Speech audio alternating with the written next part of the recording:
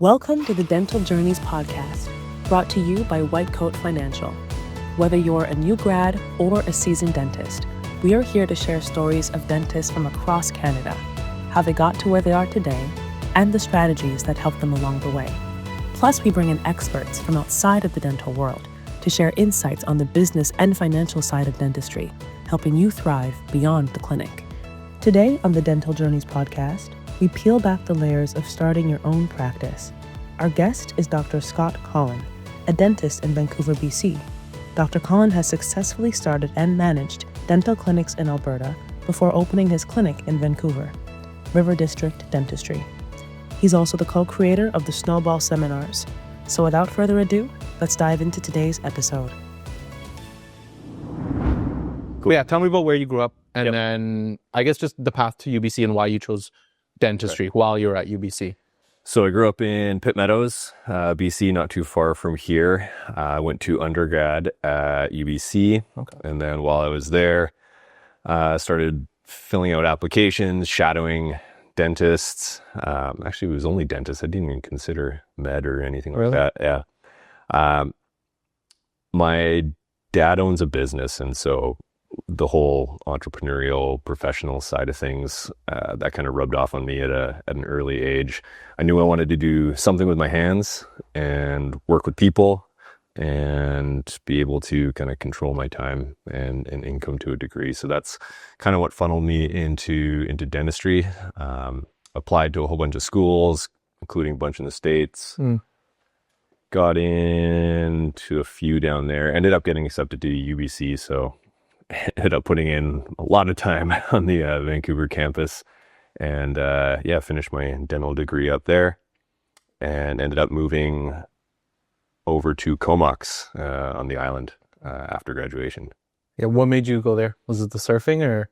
Yeah, there was nothing career related at all. I wanted to basically kind of relax, chill out a little bit. Yeah. Comox was pretty central on the island. You had you got Mount Washington there for skiing, a whole bunch of fly fishing opportunities, and then Tofino across the island, and then down at South Island. My brother was at UVic at the time, so made some trips up and down there. Spent a lot of time outside and not a lot of time doing dentistry. Okay, fair enough. That's like the opposite of what I usually hear, which is most people are like, oh, I went rural because I know I could get my hands wet. You're like, I thought I would. Yeah. Okay. But it just didn't end up playing out that way. Was it just not a very busy clinic? Wasn't very busy. In retrospect, I found this out, that it was the only clinic in the area that accepted the ministry program without balance billing. So I'm like, why am I not making that much money here? And there's a lot of patient cancellations. I mean, it did give me some time to go on Dental Town, which was the only thing that we had back in the day before all these dental Instagram accounts came up. So I got a little bit of my free CE through that. And spent the rest of the time bumming around on the islands, fishing and surfing.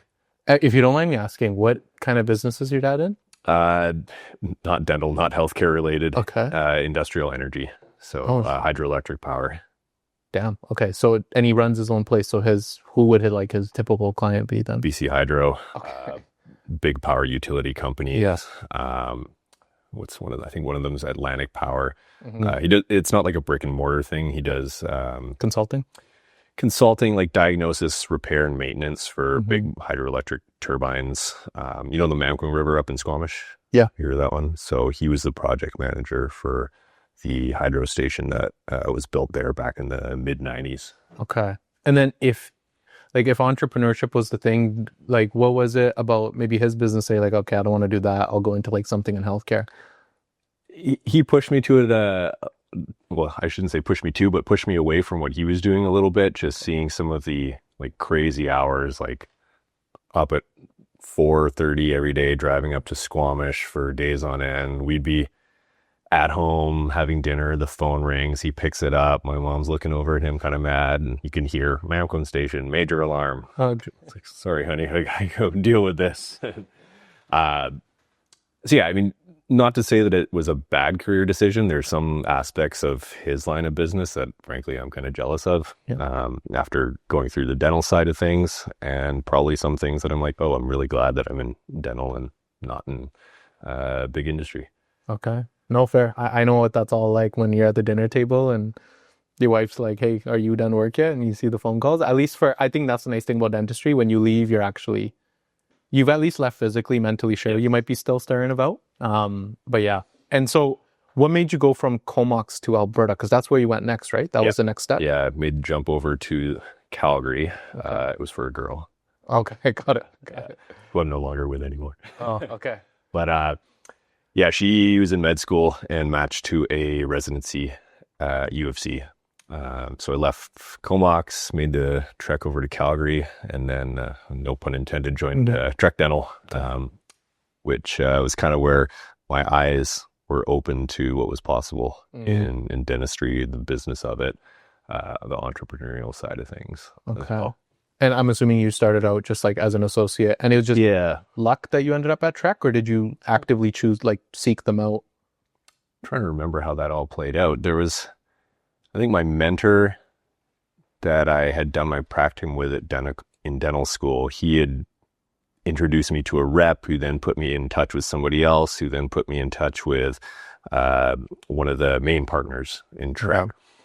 And there's a whole bunch of back and forth there. Flew out for some interviews and then ended up with a pretty sweet position for somebody completely foreign to the Alberta market. I walked into a very busy position. It was one associate leaving and I was taking his spot, as opposed to having to grow something organically, grow that patient base organically. So yeah, it worked out quite well. It was a busy 8 operatory clinic. Okay.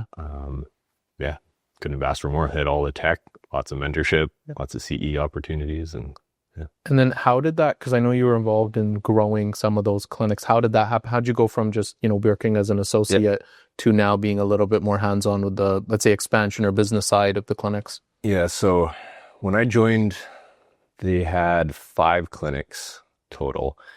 And after about a year, they were kind of sending out feelers, asking if I ever wanted to be an owner, et cetera, because there's an opportunity for ownership coming up with some of the clinics that they had kind of waiting in the wings. And so during the time that I was there, we went from 5 to 15 clinics total. So it was this like massive period of expansion, startups, et cetera. And those 10 clinics that were added, if I remember correctly, all of them were startups. Damn. Okay. So 10 startups. Yeah. So I was a junior partner in one of those, but obviously being around that atmosphere, having those connections with some of the more senior partners, you kind of absorb from all those other clinics.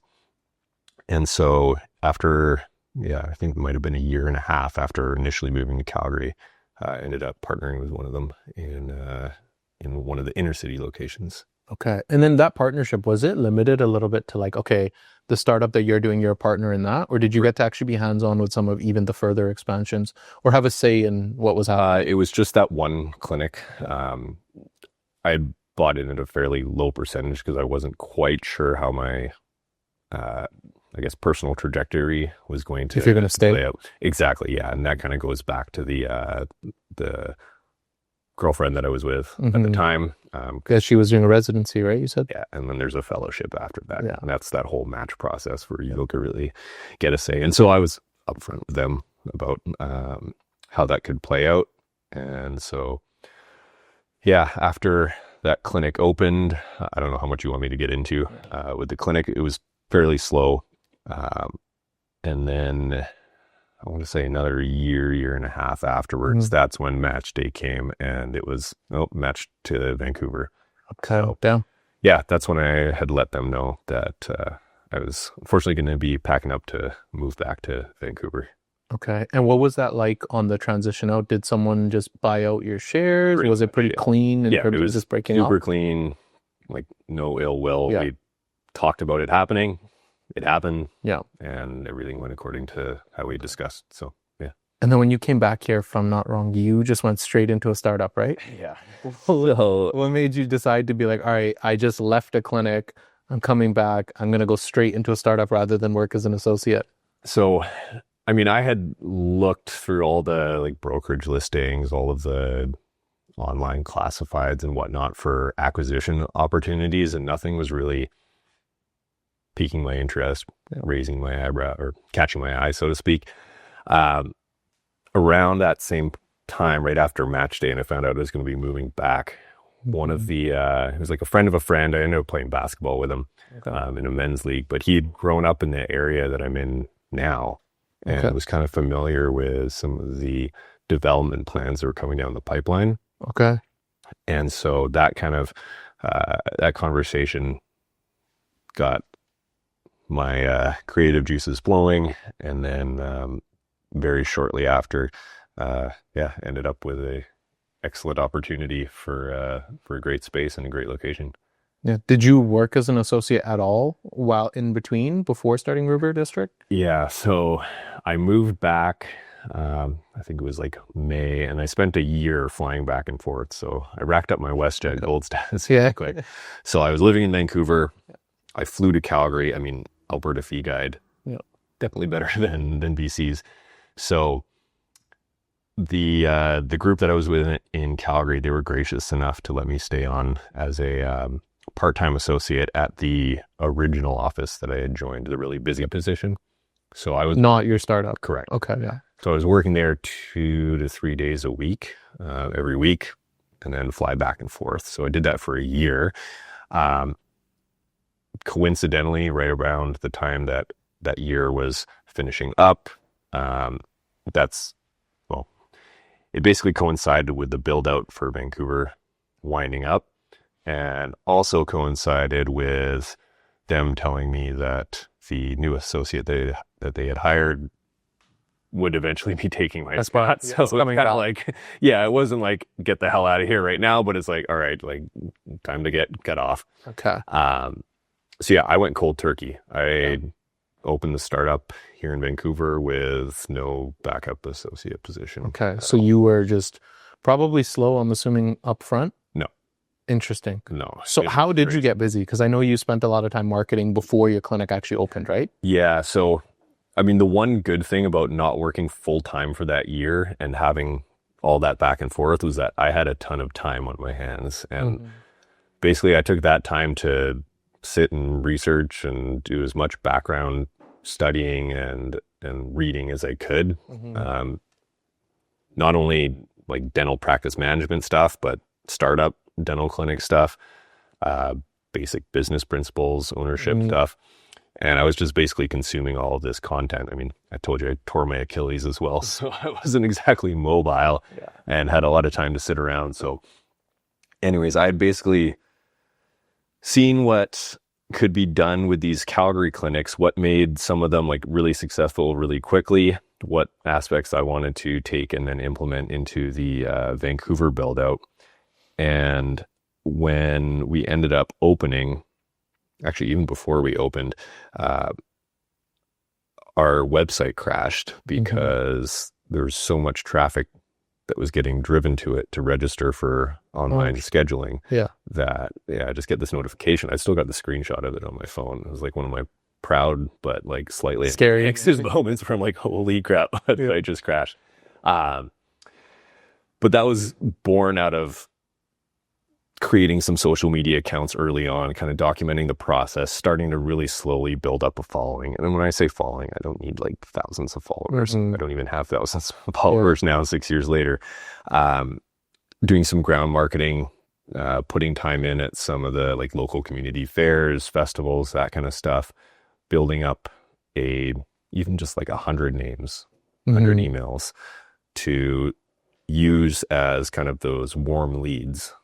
And once my website went live, that 100-person list gets sent the link and drove that traffic to the website. And that's how we started filling the schedule up. Okay. So it was really just getting patients to be like, hey, we're going to be opening soon. Make sure you come see us when we open up. Exactly. And that was through the fairs, social media, which I find interesting because I feel like dental social media is so difficult to actually pull off because most of your followers end up being other dentists, either criticizing your cases or telling you, hey, you did a good job. To actually get patients on your page is difficult. So what were you documenting for patients to actually be on there instead of just a bunch of other dentists? Oh, man. Some of the like before and afters during the build out, like early on, like a bare concrete shell. Okay. And then now we've got some metal studs up. Now we've got Okay. drywall. Now we got floors. Now we got furniture in. Just boxes and boxes to unpack. Putting furniture together. Yeah. Really just documenting the journey then of the build out. Exactly. It's almost nothing to do with dentistry. Well, I had nothing. Yeah, nothing to do. Yeah, and there's Actually nothing to document show. or show them. I mean, Yeah. my initial like mailers that I sent out, I think I convinced a few of the people that I worked with in Calgary to put on. I think I bought like 3 polo shirts, got my logo just like emblazoned on it. Yeah. like just iron on. Yeah. Super cheap.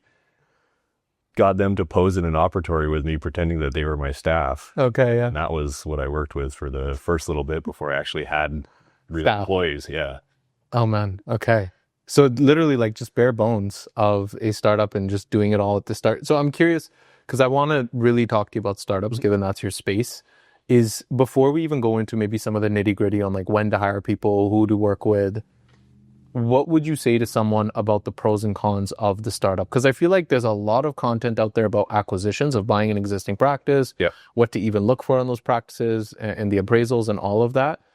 And I think everyone knows that the quote unquote safe option is to acquire a practice because it has patients from day one. And then the flip side of that is with a startup, you have the autonomy and hopefully it's cheaper, which it should be because you're not paying for goodwill.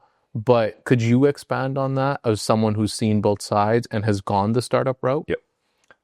To be fully clear, I've never bought a practice. Okay. So it's only been startups for me.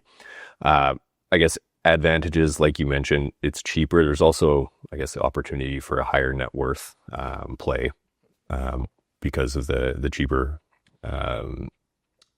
price from the outset. I mean, the autonomy, the control, the kind of crafting things exactly the way that you want, whether it's the floor plan, the layout, the decor, all the way down to like the type of people that you're working with, being able to set up systems that you want, that you like right off the bat, rather than having to slowly adjust things with an existing staff that may be pretty cold, unfamiliar. So, yeah. What else with a startup? I mean, it's exciting.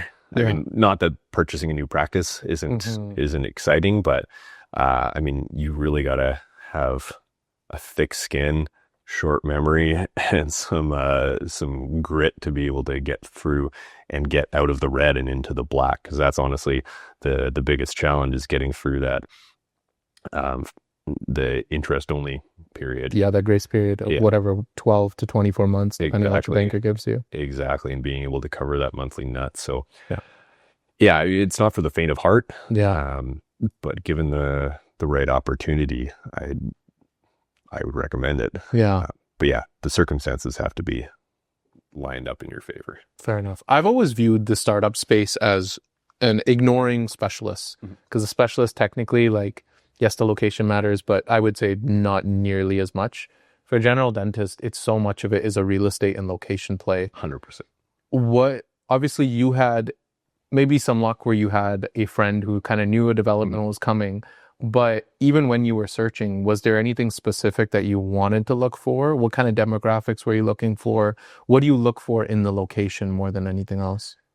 Do you follow Alex Hormozy at all? Yeah. So he's got that story about the hot dog vendor that it's talking to a genie, and he's asking the genie, like, I want to have a very successful hot dog business. And the genie's like, oh, I'll grant you like one wish. And the vendor's like, should I be the one guy that can make and turn around hot dogs the fastest? Should I have the hot dogs that are the most delicious? Or maybe I should have hot dogs and buns that cost me the least. So I've got a really low overhead. And the genie is like, no. Like, best thing to predict your success is to have a hot dog cart set up in front of a hungry crowd. And the same thing applied to dental clinics. Like, the clinic in Calgary, I mentioned it was an inner city one. We had a couple dentists that were already 200-300 meters away, just like a few blocks kind of thing. And that was a slow burn. Like, that took us 13 months to get like 30 new patients in a month. And so that was like my benchmark for what I wanted to do better than. for my new one, and we hit 30 patients in like 2 weeks. Yeah. Probably even before you, actually, no, you had that list and then you probably brought them all in. Yeah, but I mean, they've actually got to show up to get to that point. So let's rewind back to the original question. I think I went off on a tangent there. Yeah, but I guess, no, the location is what I was talking about. What do you look for? And it's a starving crowd. So, I mean, demand. Starving crowd where there's no other dentist is obviously going to be the like most high leverage, high value thing that I could suggest. A lot of the clinics in the Calgary group were anchored beside a big anchor tenant. Like a AAA, yeah. Anchor tenant being usually like a grocery store where people are always going to have to come back to. Sometimes it's a bank.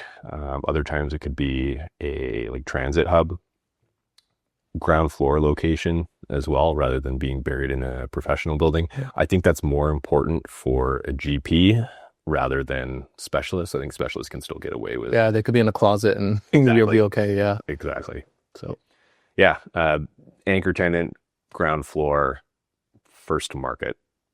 Yeah. I guess then the difficulty then is finding the right spot, because I would argue, like, for example, the dentist I go to see, in his, like, literally his plaza, upstairs there's probably 2, and then across the plaza, like within the same plaza, but across like sort of the other end of it, there's another general. These are all 3 general dentists. It's not like one's a specialist or Interesting. Whatnot. The hardest thing I've found, even working honestly with my clients, is finding an area that maybe doesn't have an existing practice there, or more that's not rural. Yeah. Because I found so much that to get out of a space that has the development and doesn't have another dentist, you're looking at, a rural practice or outside of the city core. Yeah. You found one obviously in actual city core. Would you then just be looking for developments, or like what would you look for to avoid having to go rural? Yeah, probably some sort of like master plan development or community that's not just like a single building. Yeah. I mean, a good example is like Olympic Village, where let's say there's a whole bunch of different towers that are all being built by different developers. Whereas if you can find a spot with a like master plan community with like a single developer, then you got a higher leverage if you're able to negotiate some sort of exclusivity clause or right of first refusal, something like that, to kind of build your moat. Because with one developer and a bigger area, that moat gets cast further out. Were you able to negotiate that into yours? Yeah. How did you go about that? I mean, brought it up. Usually just ask ask the lawyers or whoever's negotiating your lease to look at baking that into the agreement. Okay, and they agreed to it and it wasn't an issue. Okay. Because it's hard to find that. I know with developers, they do love the dental industry, and like, we're good tenants. Great tenants. You almost never default. I think there was, when I was at PDC, I heard a stat and it said something like 8 dentists went bankrupt in 2023. And it was all like either drugs or divorce. It was never because of the actual business side of things. So the tenants, like the developers, want you guys as tenants. The hard part is, I think, just finding it. Lucky for you, I guess, it was obviously you found something relatively quickly. What would you say to someone who's not able to find something right away? Would you like push them to go maybe rural or like an area that's just not developed? Is it still worth it in your opinion? I mean, it really depends on what somebody wants their lifestyle to be like. Like if they're going to be more of like a city dwelling person that isn't as, I don't know, inclined to partake in some of the rural activities, lifestyle, etc., then I don't know if it's worth it to upend your whole lifestyle to go open up a business somewhere where you're not going to be happy. Yeah, that's a tough one. It's super situation dependent because, I mean, in a lot of these Western Canadian cities, the market is just like so tough to get anywhere that, and also like, even if you do find somewhere, the lease rates are insane. Mm-hmm. You pay so much, because I have this conversation all the time with clients about, should I buy my unit or should I lease it? Yep. And I always say, like, yes, it's great to own the unit, but if you're going to be paying so much more that you're just bleeding because you just want to own the space, like you don't want to kill your clinic just to own the real estate. Exactly. Right. Are you going to survive that interest only period that we just talked about, or is it just going to be an absolute struggle? Yeah. And I think the tough thing with, even if you are in, let's say, a Vancouver or a Burnaby or a more dense area, even if there's not another dentist nearby, which I think would be difficult to find, your lease rates are so much higher. So even being a little bit outside of the exact hub, I think is probably a good bet. It goes to your point of, do you want to live outside of the hub? I think financially, when I talk to clients about it, it comes down to like, how much more money am I going to make? Is it worth it for me to live in outside of that? But it's such a personal decision. Yeah. Yeah. The next thing I want to sort of talk about when it comes to a startup is, I've always, again, correct me if I'm wrong, I've always viewed it as if you're just a general bread and butter dentistry clinic and you don't have, let's say a certain area that you like to focus on, whether it's aesthetics or maybe surgery, maybe it's not the best bet for you. What would you say in terms of like scope of practice? Do you think to run a successful startup, you have to have some area that you like to specialize in, or is it okay to be a very general clinic? Again, this kind of ties into the market that you're entering. If you can be first to market and there's not much in terms of other dentists around, then I don't think you need to have a niche. I didn't. Well, I take that back. I did, but it was completely useless in the demographic and location that I was in. Okay. So to expand on that, when I was in Calgary, the principal dentist that I had worked with originally, she didn't do any surgery at all. So I was the one taking all the teeth out, grafting, implants. I spent a lot of money on implant education, which was great. And then I moved here, I opened up shop, and I'm like, where the hell are all the missing teeth? Like, everybody is our age. Yeah. They've got 28 teeth. Things are healthy. And I'm like, do I just sit here and wait for like 20 years until their teeth start failing and falling out? Yeah. So my skill set that was super useful in my last situation was next to useless in Vancouver. And so my niche that I liked, I basically had to put that on the shelf. And then that's kind of when I found a new niche and got into clear aligners, some cosmetics, BioClear, some veneers, that kind of stuff. So I opened a clinic without having a applicable subspecialty niche. And it still worked out just fine. I guess you just had to change, maybe, what's that saying? I'm going to butcher it. A skilled sailor like changes their, you know what I, do you know what heard this? Yeah. I can't remember how the actual. Yeah, but like you change your sails depending on the direction of the wind, I would assume. Exactly. So you went, do you do implants now or no? I mean, honestly, I could probably count on one hand the number of teeth that I've taken out this year. Really? Okay. It's very few and far between. So not a lot of exos, not a lot of implants. It's mostly just ortho work? Restorative and ortho. Interesting. Yeah. What about the other people in your clinic? Is it similar? For the most part, one of my associates, she did a residency at VGH, and but yeah, I mean, is she taking out like hundreds and hundreds of teeth per year? No. Okay. It's really interesting comparing the demographics from location to location and just seeing what different dental needs are associated with those different demographics. Okay. And I would assume the area you're in is probably like younger couples, because it's condominiums everywhere, so you're not going to usually have retirees there and that kind of thing. No, there are retirees. It's really interesting when I go into the software. I think 3/4 of our patients are between 20 and 49 years old. Okay, younger. There's a lot of newer families, so kids less than 4 years old. A smattering of retirees that are kind of downsizing. The downsizers, yeah. Where the lost generation is teenagers. There's like next to no teenagers. So wisdom teeth, like barely. Okay. Yeah, barely anything. That makes sense, because a condominium, someone's probably moving out by that time because like the kids need more space. I guess then what I wanted to go dive into next was really about the team that you build around yourself. And I was joking with you in the email that I sent about LeBron joining, sort of being drafted. I was thinking about that actually on the drive over, rather than it being like LeBron. You almost have to look at yourself as like a owner of a basketball team. Yeah. Whereas a startup is an expansion team. And then, acquiring is being an actual clinic owner, or sorry, not a clinic owner, a franchise owner, and buying a franchise, because it's a similar dynamic. Do I buy an existing thing that already exists? The systems are all there. I'm going to pay a lot of money to do so, or do I start an expansion team that's going to be cheaper and I build it my way in my city? That's kind of the trade-off. But obviously, there's so many people involved with a startup.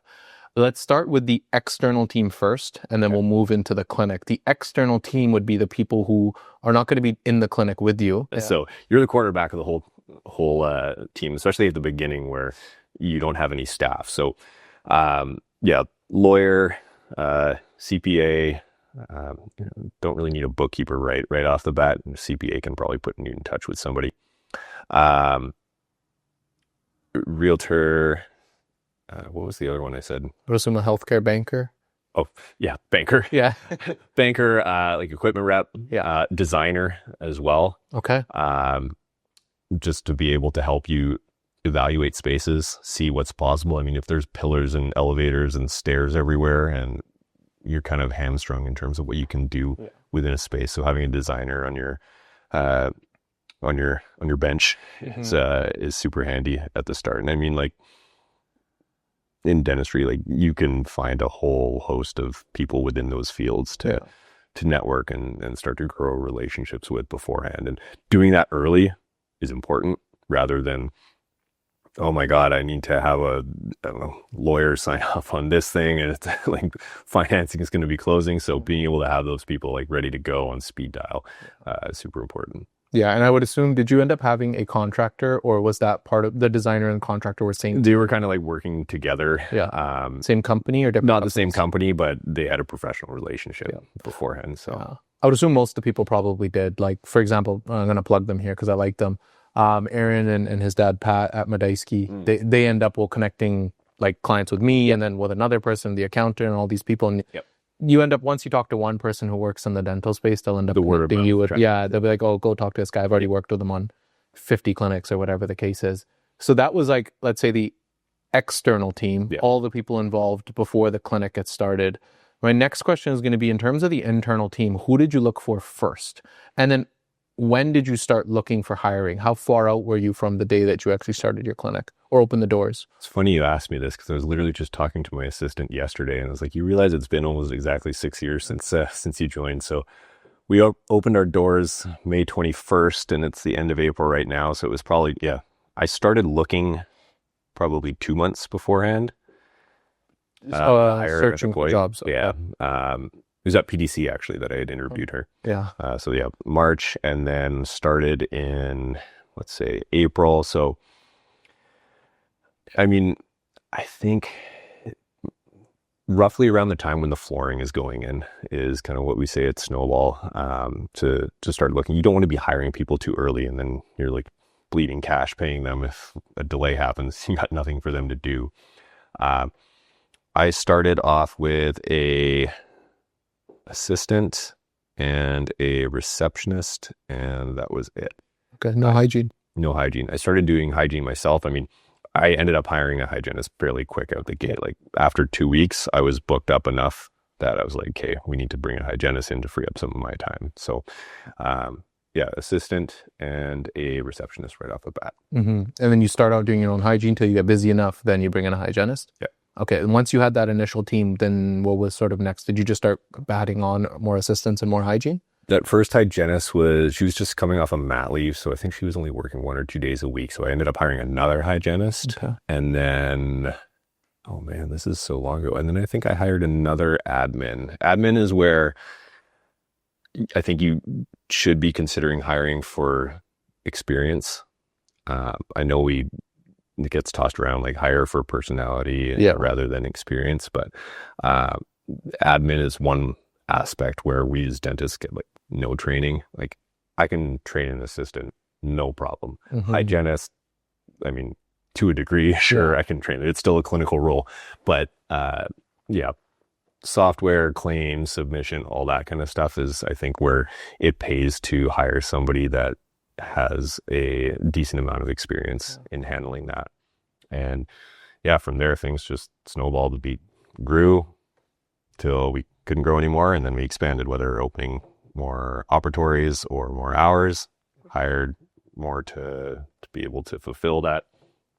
And then just kept repeating and repeating. Is that where the name came from? Snowball Seminars? A little bit. Okay. Yeah. Well, it's also it's applicable there, but the actual name was from Warren Buffett's, not autobiography, his biography. Mm-hmm. It's called the snowball. Yeah. What is the quote in there? Life is like a snowball. The secret is finding wet snow and a long hill. And so, yeah, with snowball, we want to help you find the snow in the hill, and your job is to push it up and get that snowball rolling. So. No, I like that. We'll talk about snowball seminars in a second. I wanted to come a little bit back to operational. So you started out with the team. Yep. How many ops did you start with? We built out, so the original floor plan had 6 ops. We equipped 3 of them off the bat.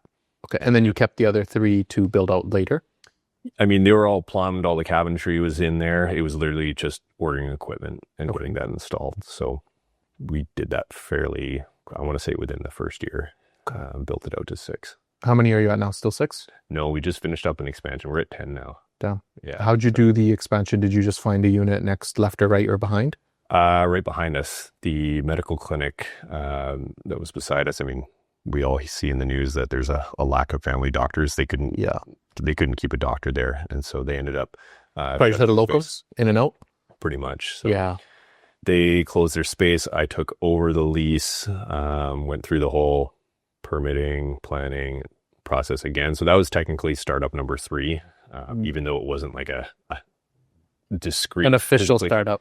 Yeah, I mean, an expansion comes with its own set of headaches compared to a scratch start. I mean, chiefly the But aren't you disruption harder, no? was- Yeah, I mean, there's disruption, there's noise, there's Matching paint.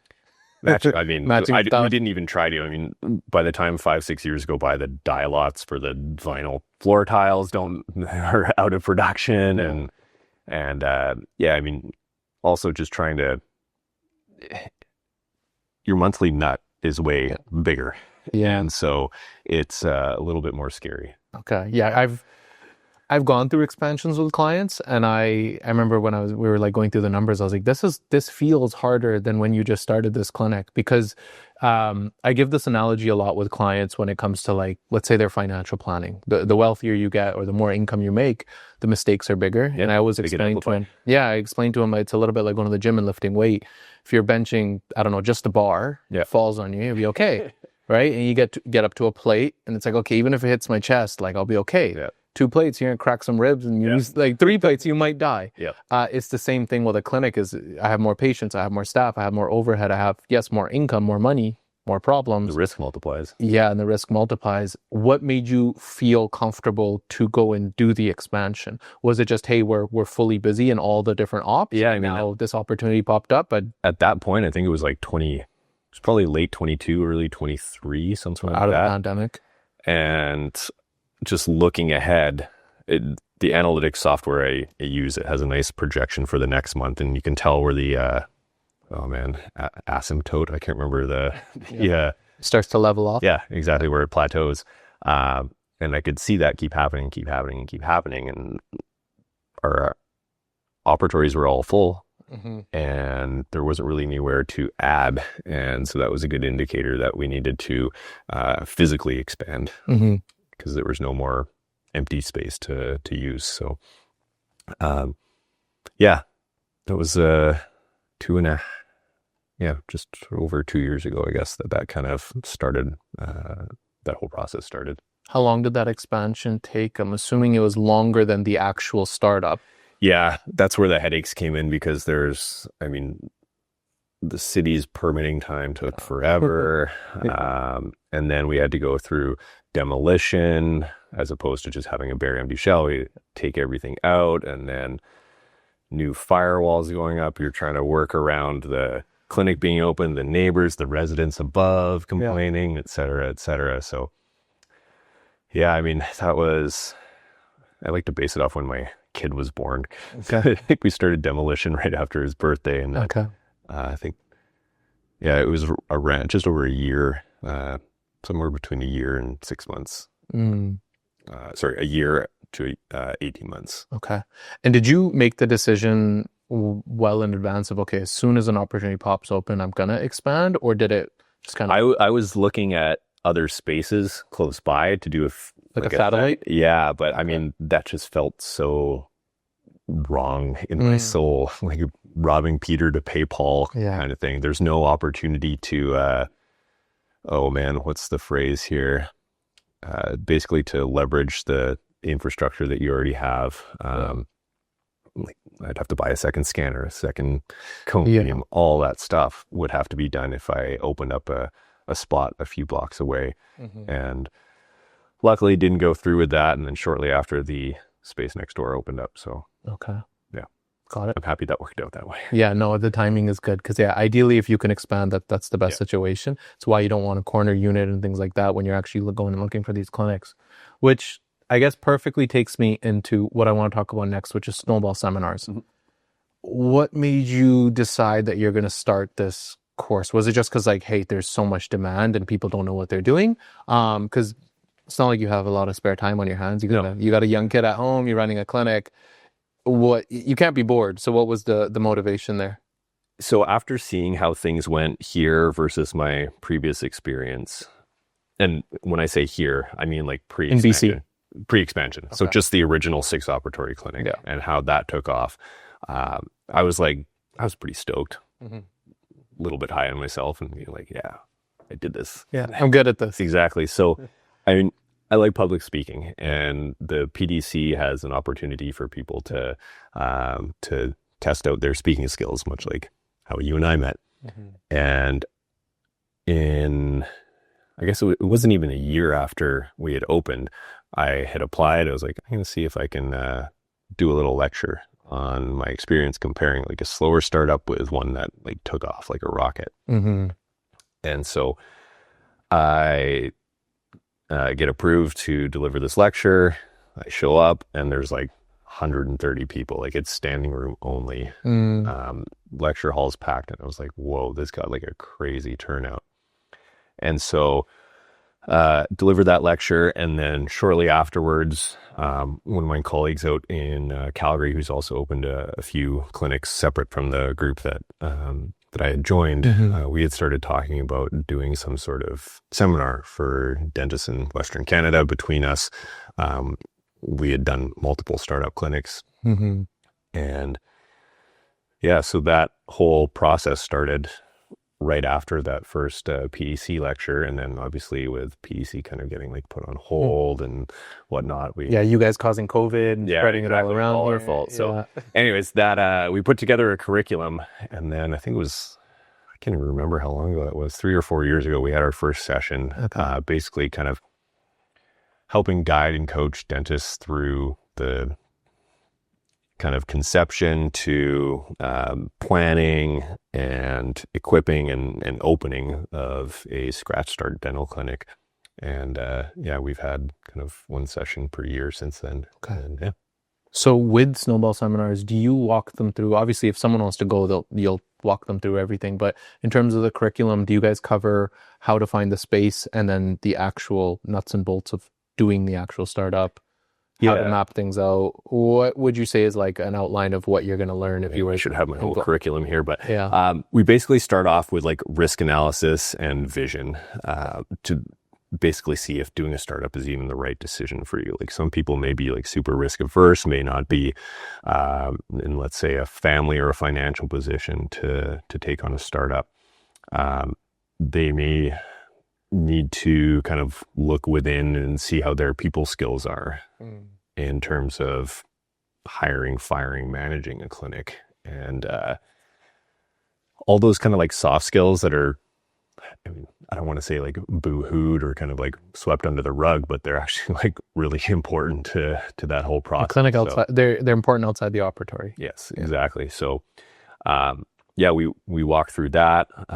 We walk through putting together a professional team like we had just talked about, accountant, banker, designer, all that kind of stuff.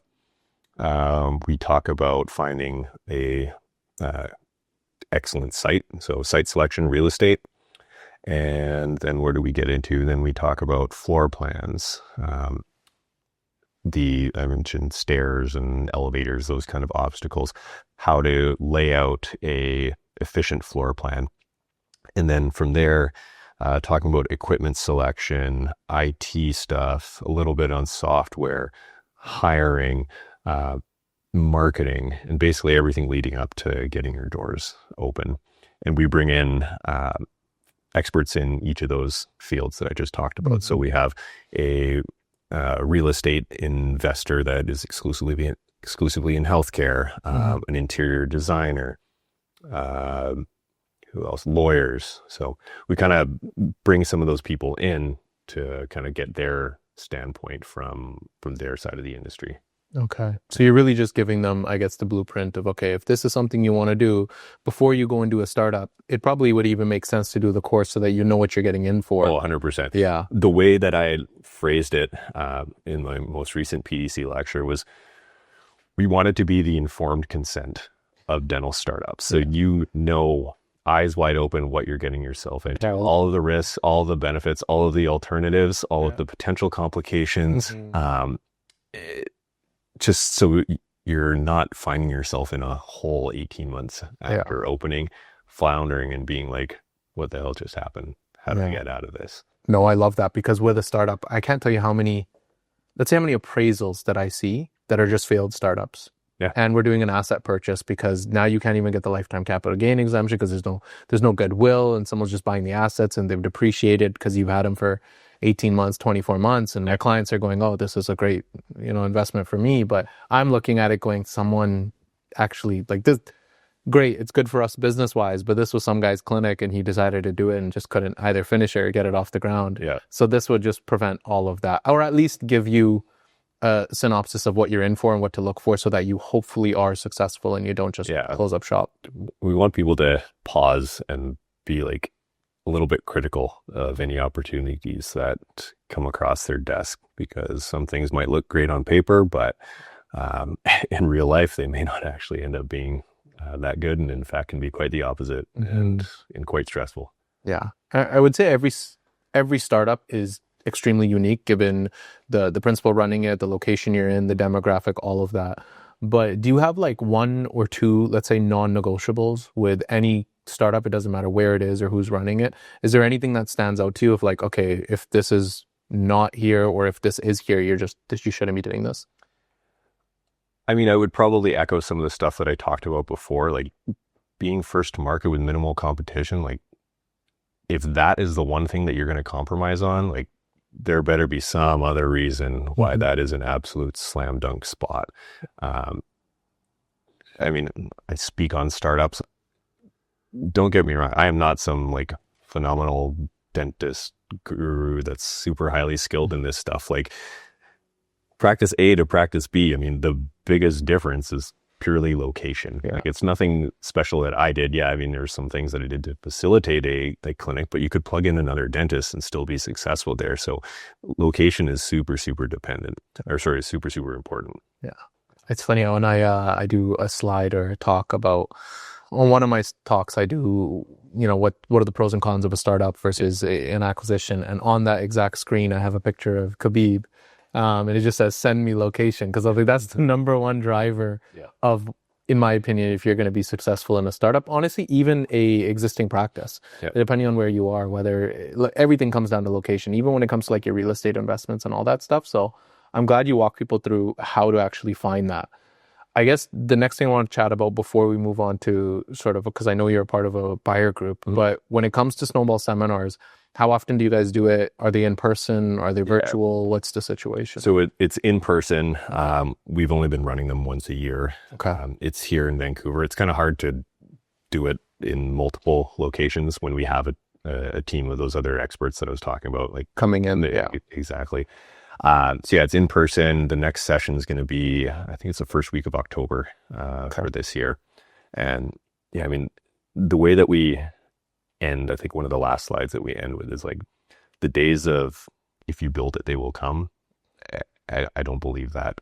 It's more like, if you build it on time, on budget, in a great location, with enough money left over to let people know that you actually exist, then maybe they'll come. And if you're good, maybe they'll come back. So there's a lot more to it than just throwing out your shingle, putting a sign out. Okay. So October is going to be the next one. Yes. Okay. We'll try to get this released before that. I also wanted to ask you about because you're part of a buyer group, correct? Yeah. So how did that come about? I was at a seminar conference down in Napa a few years ago. And it's interesting. I find everything in dentistry will like start in the States, comes up across the border in Ontario, and then slowly filters its way westward. Yeah. And in this situation, it was a buying group. And I learned that there's all these GPOs, group purchasing organizations that exist in both dental, healthcare, hospitals all over the place are part of these buying groups. And there's really not that many in Canada. And I also run the Facebook group for all the dentists in BC. And so I'm constantly getting notifications on my phone about so-and-so posted this. And basically there's just been this general sense of angst that I was kind of picking up on. And I mean, it still continues, whether it's CDCP, staff shortages, real estate prices, you name it. Yeah. There's always going to be some sort of angst. But I'm sitting there with this Facebook group. We've got like over 1,000 dentists in it. And I was like, how can we kind of leverage that? And so I basically reached out to a whole bunch of vendors to try and negotiate some deals on things like consumables, IT services, education, some specialty supplies, office supplies, electronics, TVs, that kind of stuff. And so, yeah, the Kakebo Dental Network is the buying group. And that, when do we launch that? October of 23. So it's going to be 2 years. It's like 2 years almost. Yeah. This year, a year and a half. Yeah. Okay. I personally love it because I think the big thing right now with DSOs, one of the appeals is the economies of scale, that they're able to run a clinic with that was the phrase that I was trying to remember earlier. Economies. Okay, with starting a clinic, yeah. So that's one of the benefits. But then the trade-off is now all of a sudden, they have ownership of the clinic and how I do things. Yep. And we're not gonna, that's a whole other podcast. We're not going to get into the DSO side things today, but with the buyer group, is it purely, hey, you can buy through us, get a discount, but we're not involved clinically at all, or ownership of your clinic? Is that the situation? I don't own any of our members' clinics at all. It's basically, they're a member, they get access to preferred pricing from some of these vendors, basically just to give the independent dentist a little bit more of a fighting chance. Yeah. Because there's a lot of margin that distributors are making on a lot of those supplies, consumables, and some of them are willing to compress those margins a little bit and pass that on to us. And how does one become a member? Do they just reach out to you? KakeboDentalNetwork.com, and you can literally just sign up there. You can do either quarterly membership or annual membership. Okay. And then all the vendor info is on there, and then if you register and sign up, there'll be some emails and links sent with follow-up instructions on how to get things set up. Okay. Yeah. Solid. No, I think it's wonderful because it gives them a fighting chance, because like, sure, you might save a little bit on supplies, but when I look at line items on appraisals, well, the supplies, like, they're a lot. It's like 5%, sometimes 7% of the clinic revenue. And like, if you can cut that down to 3.5%, it makes all the difference. 7% is a lot. Like I ran a survey in that Facebook group, and some of the percentages were astounding. Like, I will say like 3.5% is a bit of a pipe dream, it seems. Yeah. Like, if I can get people down to like 5, like, great. But it's those people that are at like 6, 7, 8, 9. There's some people at like 10%. Like, yeah, that's nuts. What are you spending your money on? You know what? In those situations, it's usually not even the principal. It's usually the staff who don't realize how expensive things are, or they just, it's usually not the principal because they're the ones paying the bills. But yeah, 3.5 would be like probably the ideal clinic. I always tell everyone, like, if you can aim for those numbers, but yeah, 5 would be great. And it's, if you think about it, if you're producing 3 million or 2 million or even $1 million clinic, like, that's not small. Not at stuff. all. Like, it adds up. Yeah, you could probably pay for like an office manager using that spread, and then produce more or whatever the case is. As we wrap up, I wanted to go through some questions that maybe don't have to do so much with dentistry, but they tell us a little bit about you.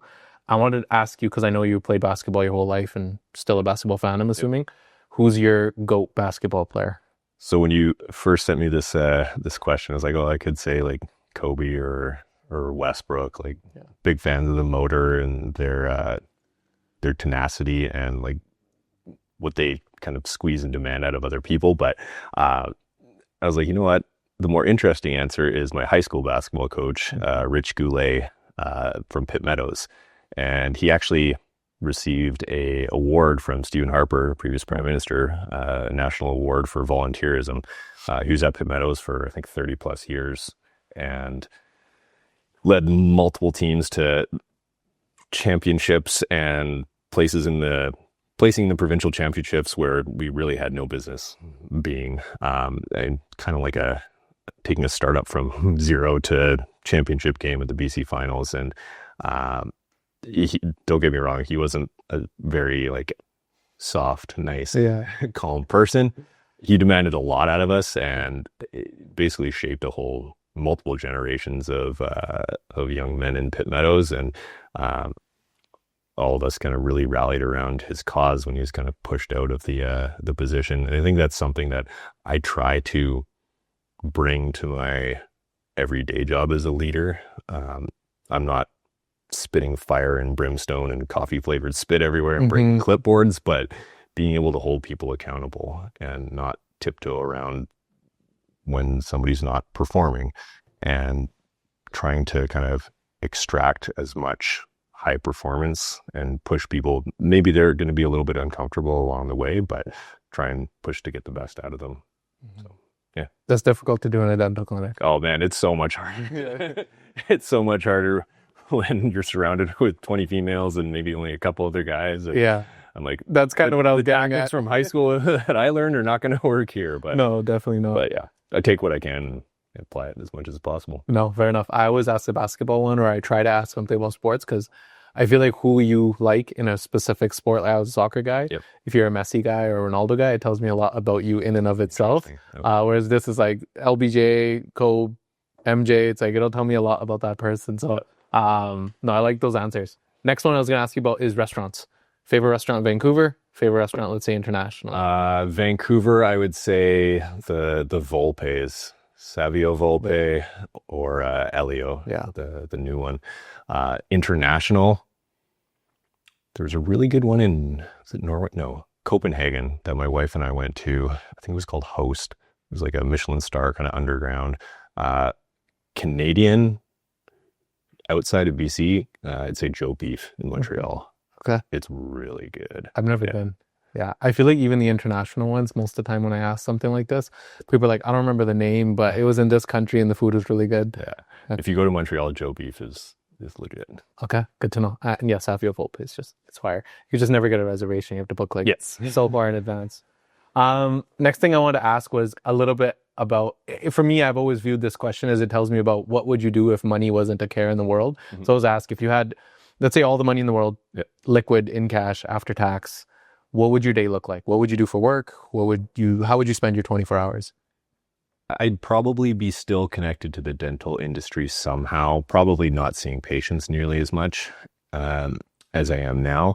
But yeah, I got to keep working somehow. My mind is going to go to mush if I'm not. I always got to be creating or building or working on something. That being said, I'd probably want to build a house. Again, I got to be building someone. Like with your hands? Not myself, but just fun fact, I did used to work as a cabinet maker though. So I do a lot of like cabinetry and little odds and ends. Do you do it in your dental clinics? All the time. Okay, because they're just... Actually, one of my hygienists I just hired, he used to be a framer. Okay. And so between him and I, it's like, great, we got our bases covered. But back to your question, I'd probably look at planning and building a house on some sort of acreage, whether it's close to water for surfing or a river, fly fishing. Okay. Having some of those recreational opportunities right outside my back door would be awesome. I find it funny how many of, I would say, the people in our generation who live in like a dense city all just want to be on a farm somewhere with like water and like go back to the roots. And like, I'm Punjabi. I joke with my friends. I was like, we were all farmers in India. Yeah. And then we came here and we got these jobs. And the most successful people I know who've like exited a clinic or whatever, they go and become farmers again. And I was like, it just comes full circle. It's like my wife, she grew up on 40 acres outside Calgary in like a tiny like trapper's cabin, like smaller than this room that we're in. And then, I mean, even growing up, like my dad would take us up to job sites, something like the Queen Charlotte Island, Hideaway, middle of nowhere, and there'd be bears and deer around everywhere. And yeah, I miss those days. Yeah, 100%. We all want to go back to that. To wrap things up, I want to ask just two last questions. Yep. What would you say is next for you as Dr. Kollen, professionally speaking? Okay. And then what's next for you as Scott, personally? Professionally, I don't think there's anything new that's going to be coming onto my plate. There's plenty as is. It's going to be basically trying to fine tune and optimize Snowball, Gakebo, and probably the biggest one is going to be the clinic. Now that we've got all the operatories open and that interest only period is where the long gone. Loan is Long gone. Well, it's not long gone yet. The second loan for the second one. yeah. So time's ticking on that. So I got to make sure that we're all squared away with that. Personally, oh man, my brother's getting married at the end of the summer in San Diego, so we'll be making a trip down there, and then probably just planning out some road trips to Airbnbs on acreages with rivers or lakes out the back door. Fair enough. So, yeah. Fair enough. Plus with the toddler. Yes. Busy with that. Yeah. He's keeping me real busy. No, you definitely got your hands full. So I appreciate you taking the time, because I know taking time out of your day to come to this, I appreciate you doing it, especially when we've only really met once. So thank you for being on. I think anyone who listens is going to get a ton of value, because there's so much content out there about acquisitions, and there's that just seems to be the standard default thing that everyone does, is buy an existing practice. And I think even in dental school, startups aren't really talked about. So. Yeah. So what you guys are doing, I think, is fantastic, because I can't tell you how many clients that I'm like, okay, if a startup, especially in the specialty space, I almost always recommend it. Yep. But with general dentists, it's like, okay, maybe we can look into doing that if you have the capacity for it. And there's never really been a resource, I would say, here that I'm aware of. Mm-hmm. So it's nice that you guys are doing this as a service. So I appreciate you taking the time, and I appreciate the work you do, man. Thank you very much. No, cool. Awesome. Cheers. 100%. And there you have it, episode 17 of the Dental Journeys podcast. If you'd like to connect with Dr. Kollen, we've included his links in our show notes. If you're looking to sign up for Dr. Kollen's course, don't forget to use the discount code DENTISTADVISOR at checkout. That's DENTISTADVISOR. Until next time, thank you for tuning in to the Dental Journeys podcast. The content presented in this podcast is for informational purposes only and should not be considered personalized financial, investment, tax, legal, dental, or any other professional advice. Opinions expressed by the hosts or the guests are personal and do not represent the views of any affiliated organizations, employers, or professional bodies. Listeners are encouraged to consult directly with qualified professionals regarding their specific circumstances.